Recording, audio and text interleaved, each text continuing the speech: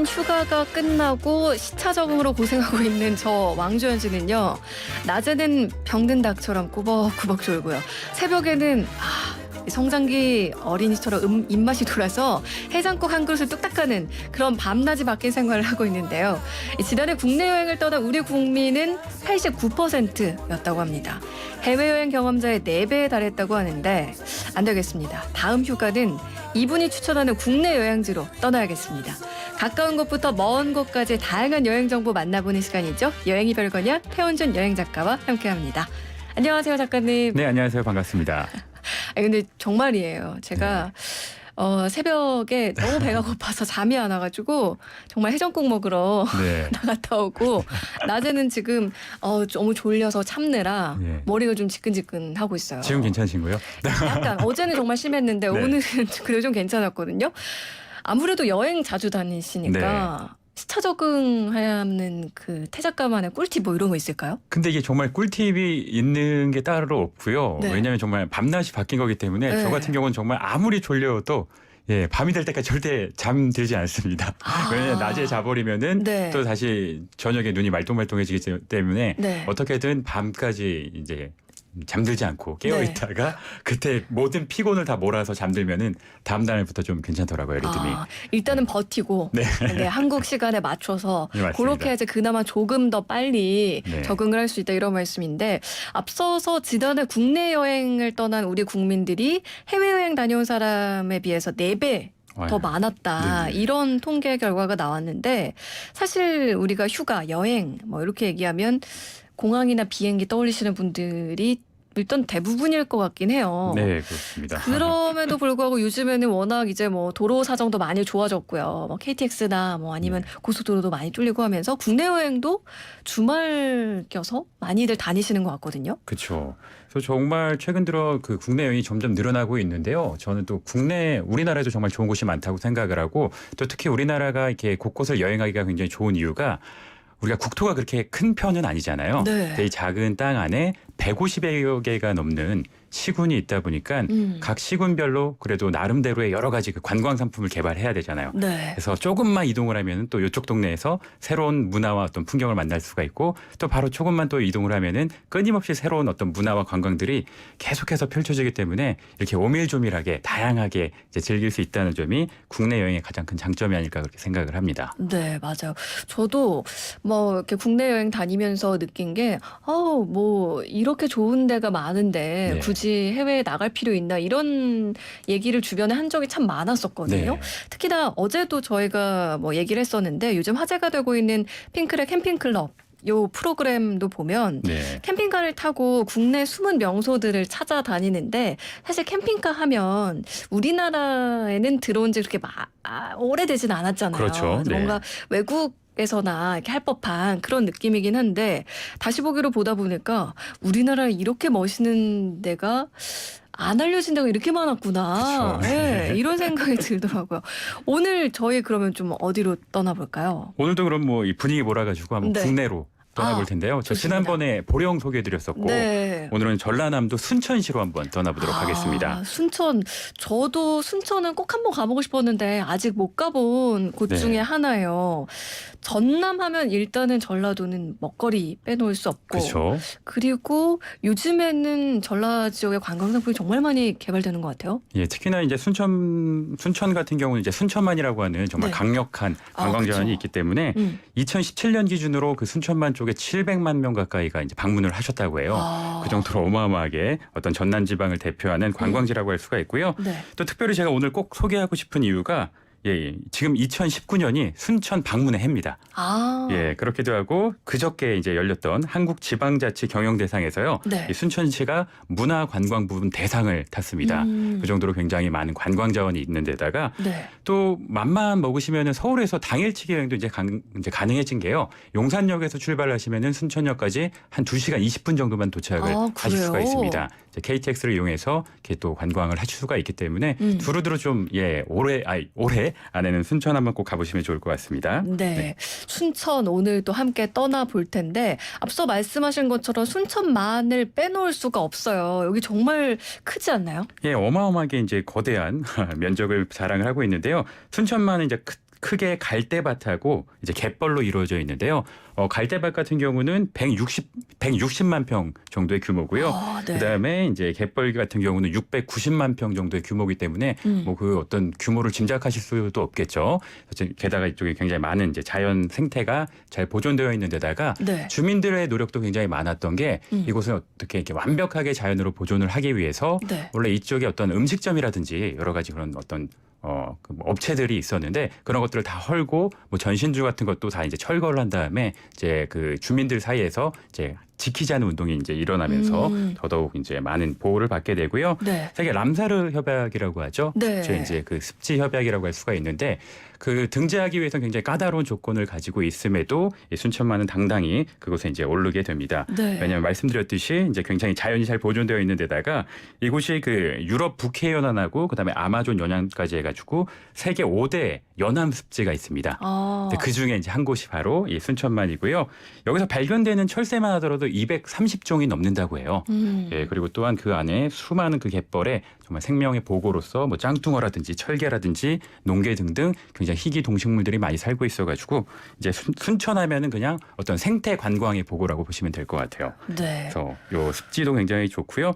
또 습지하고 자연스럽게 연결되는 곳이 바로 순천만 국가정원이라고 할 수 있겠죠. 네, 여기도 또 들어본 것 같아요. 예, 굉장히 유명한 관광지라고 할 수가 있는데요. 네. 언제죠? 2013년도에 이쪽에서 어떤 세계 정원 박람회가 개최가 됩니다. 네. 그래서 그 당시 이제 80개국이 넘는 어떤 나라에서 참가를 해가지고 자신들만의 아주 멋진 정원들을 막 꾸며놓고 박람회를 치렀는데요. 네. 그 다음에 이제 그 박람회가 이제 종료된 이후에 2014년에 이제 국가정원 이제 국가정원으로 이제 개장을 하게 되고요. 2015년에 인증을 받아가지고 우리나라 국가정원 제1호입니다. 그래서 정말 유일한 국가정원이었는데 얼마 전에 이제 울산 태화강이 네. 국가정원으로 2호로 지정이 되면서 이제 유일은 아니고 네. 최초가 된 거죠. 그래서 이 안에 굉장히 많은 테마별 정원들이 있는데 지금 이제 한 13개국 정도 뭐 프랑스, 독일, 뭐 중국 등등 그런 다양한 나라의 정원이 잘 구성되어 있어가지고 네. 그냥 산책하시다 보면은 해외에 나와 있는 느낌이 막 들어요. 중국 정원 가면은 네. 정말 완벽히 막 그 어떤 중국의 막 시조에 나올 법한 네. 그런 아름다운 막 연못들과 정원이 이어지고요. 그다음에 뭐 프랑스에 가면은 약간 그 궁전처럼 이루어진 포토 스팟도 있고 네. 네덜란드 정원에 가면 막 풍차도 있습니다. 그래서 이제 재밌는 데다가 이 안에 500종이 넘는 나무와 300만 주가 넘는 꽃이 있기 때문에 뭐 언제 가시더라도 정말 밝은 그런 네. 느낌을 좀 받으실 수가 있어가지고요. 이 순천만 국가정원은 순천을 가신다면은 당연히 이제 방문하셔야 될 거라고 생각을 합니다. 네, 여기만 봐도 둘러볼 데가 정말 많을 것 같다 이런 생각이 네. 드는데 지금 오토브레님께서 순천만 꼭대기까지 올라가서 내려다보는 풍경이 정말 아름다웠었어요. 저는 태풍 올라올 때 가서 흐린 풍경을 봤지만 그래도 아름다웠습니다. 이렇게 보내주셨거든요. 예, 제가 어디 말씀하시는 거 알 것 같습니다. 그 순천만에서요, 이제 동남쪽으로 좀 내려가시면은 그 용산 전망대라고 있어요. 네. 거기서 바라보는 순천만의 일몰이 어마어마하게 멋지거든요. 국내 최고라고 이제 막 불리기도 할 정도로 아름다운 모습을 펼쳐지기 때문에 아마 그 모습을 보신 게 아닐까 그렇게 생각을 하고요. 네. 그다음에 순천만 그 국가정원에서 이제 순천만 습지까지 네. 그 스카이큐브라고 하는 어떻게 설명을 될까요? 이렇게 삼각김밥 모양의 네. 기차가 운행을 해요. 그래서 12분 정도면은 여러분들이 이렇게 열심히 걸으실 필요 없이요. 네. 그거 이제 타고 가면은 이제 순천 문학관이라고 하는 역에 내려서 거기서부터 이제 습지가 펼쳐지게 되거든요. 네. 그래서 이렇게 같이 이제 연합해서 보시면 될 것 같아요. 이렇게 더울 때는 또 워낙 넓기 때문에 거길 네. 다 걸어 다니려면 쉽지 않을 것 같은데 네. 스카이큐브 이용하면 좀 편하게 갈 수 있겠네요. 자, 그러면 순천만을 둘러보고 그럼 이제 반나절 이상 갔을 것 같긴 한데 네. 그 외에 또 가볼 만한 거 있을까요? 예, 볼 곳이 워낙 많은데요. 그 중에서도 제가 두 번째로 추천해드리고 싶은 곳은 바로 순천 드라마 촬영장입니다. 이곳은 현재 진짜 아직도 어떤 국내에 있는 많은 드라마 촬영장 중에서도 가장 잘 복원이 되어 있는 곳이고요. 네. 7, 80년대 어떤 서울을 배경으로 하긴 했습니다. 순천이라기보다는 서울 뭐 이렇게 봉천동이라든지 이런 달동네를 이제 좀 모티브로 삼아가지고 네. 그 모습을 복원을 해놨는데요. 가보시면 정말 추억을 불러일으킬 정도로 굉장히 멋진 풍경들이 많이 펼쳐집니다. 막 소품도 막 그 향수를 불러일으키고요. 그다음에 그 중에서도 가장 재미있는 체험 중에 하나가 예전에 아마 70년대, 60년대생 분들이라면은 검은 그 교복 입고 다니셨잖아요. 네. 저는 그 세대는 아니지만 단발머리. 예, 그 검은 그 교복을 대여를 해줍니다. 네. 2,500원에 이제 1시간 정도를 입고 다니실 수가 있어가지고요. 최근 들어서 어떤 여행이나 어떤 흐름 같은 게 약간 복고가 유행이잖아요. 네. 그래서 그 이제 교복 입으시고 이제 돌아다니시다 보면은 화장실도 그 변소라고 써 있어요. 변소라고 써 있어서 그런 것들도 있고 그리고 정말 옛날 분위기가 물씬 나는 사진관도 있습니다. 사진관에 들어가셔서 이렇게 여러 가지 또 사진도 찍으실 수가 있고요. 그다음에 또 기억하실 것 같은데 이제 청취자분들 중에서 고고장 아시죠? 네. 롤러 롤라장. 타던 그 네. 고고장 비슷한 곳도 있어서 거기서 끊임없이 그 옛날 노래들이 흘러나와요. 그래서 특히나 그곳은 정말 한 40대, 50대 분들이 네. 굉장히 열광하는 곳이어가지고요. 그래서 많이 좀 찾아다니시다 보면은 네. 재미있는 풍경도 많이 만나실 수가 있고 네. 실제로 이곳에서 드라마 촬영은 워낙 많이 이제 촬영이 돼서 제가 일일이 나열할 수가 없고요. 최근 들어서는 영화도 많이 촬영되고 있는데 최근작으로는 뭐 7년의 밤, 네. 그다음에 그 뭐 늑대 소년 네. 이런 영화들이 많이 촬영이 되어가지고요. 또 그 어떤 영화 팬분들이 인증샷을 찍기 위해서 많이 방문을 하십니다. 그러다 보니까 그렇게 뭐 순천만 국가정에서 아주 먼 편은 아니거든요. 네. 그래서 한 코스로 같이 좀 이동을 하시면 좋을 것 같아요. 그리고 저희가 순천 얘기를 하다 보니까 청취자분들이 여기 빼놓을 수 없다라고 얘기를 해주신 곳이 있어요. 바로 나간읍성. 아, 네, 그렇습니다. 또 이제 바로 이야기를 해주셨는데 네. 여기는 뭐 7, 80년대 그 달동네 모습의 세트장보다는 더 과거로 거슬러 올라가는 거잖아요. 네, 훨씬 더 과거로 올라가고요. 600년 전에 조선의 모습이라고 보시면 됩니다. 여기도 정말 어마어마하게 잘 복원을 해놔가지고 저도 네. 이제 올해 초에 갔었는데 보고서 정말 엄청나게 감탄을 했던 기억이 있어요. 100채가 넘는 초가집들이 어떤 그 거대한 성 안에 딱 이제 위치를 하고 있는데요. 네. 이곳이 더 보존 가치가 있는 게 단순히 테마파크처럼 그냥 구경하는 곳이 아니고요. 실제로 그 안에서 주민들이 이제 사십니다. 그래서 민속 마을이라고 보시면 돼요. 네. 들어가셔서 이제 이렇게 길 따라서 걸어가 다니시다 보면은 초가집 사이에서 생활하고 있는 주민들의 모습도 만나실 수가 있고요. 또 이곳이 아무래도 이렇게 어떤 조선 시대의 모습을 복원해 놓고 있다 보니까 당시에 벌어졌던 여러 가지 체험들을 하실 수가 있어요. 네. 그래가지고 뭐 이렇게 가야금 체험이라든지 옛날 대장간 체험이라든지 그런 점들도 할 수가 있고요. 또 재밌는 점이 제가 갔었던 중에 되게 재밌었던 게 네. 옥사 체험도 있어요. 그래가지고 이렇게 뭐 옥살이 하는 체험도 하실 수가 있고요. 네. 그다음에 이렇게 곤장 때리는 체험도 있습니다. 그동안 이제 묵었던 스트레스 거기다 풀어야겠네요. 네, 그래서 이제 같이 어떤 동행분들 중에서 좀 이렇게 뭐 이렇게 가위바위보를 하시든지 좀 네. 지신 분들은 곤장 체험만 해주셔도 네. 정말 재밌는 추억이 남을 것 같고요. 네. 그다음에 여기서 숙박도 가능합니다. 초가집에서 직접. 거기 이제 살고 계신 분들 중에서 많은 분들이 민박집을 같이 운영을 하고 계셔가지고요. 이게 바로 가서 하는 건 조금 이제 불가능하고 홈페이지가 잘 조성이 되어 있습니다. 이제 순천시 문화관광 페이지에 들어가시면은 거기서 민박을 이제 운영하고 계신 분들의 어떤 그 사이트가 나와가지고요. 거기서 또 예약을 하실 수가 있기 때문에 만약에 1박 2일 머무실 예정이라면은 저는 다른 좀 현대적인 숙소보다는 요 나간읍성에 멋진 초가집에서 하루를 보내시면은 굉장히 독특한 체험을 어떤 그런 추억을 만드실 수 있을 것 같습니다. 그럴 것 같네요. 그리고 이렇게 또 1박 하시는 분들도 있지만 짧게 아까 당일치기도 가능하다고 하셨잖아요. 네. 이제 시티 투어 버스도 잘 되어 있다고 들었거든요. 네, 정말 시간 없으신 분들을 위해서 한 3-4시간 정도면 훅 둘러볼 수 있는 어떤 네. 시티 투어가 있는데요.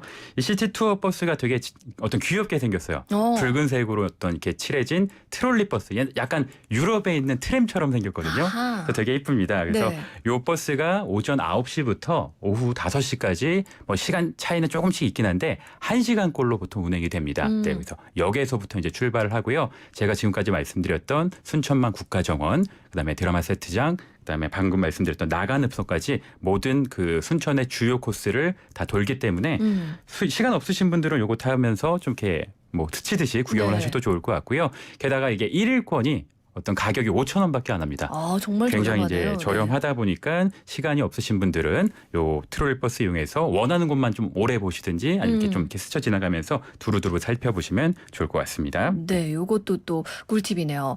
1박 2일로 초가집에서 이제 하룻밤 묵고 좀 더 둘러봐야겠다 하는 분들한테 추천할 곳은 또 어디 있을까요? 예, 뭐 순천 주변에도 굉장히 뭐 매력이 있는 관광 도시들이 많이 있는데요.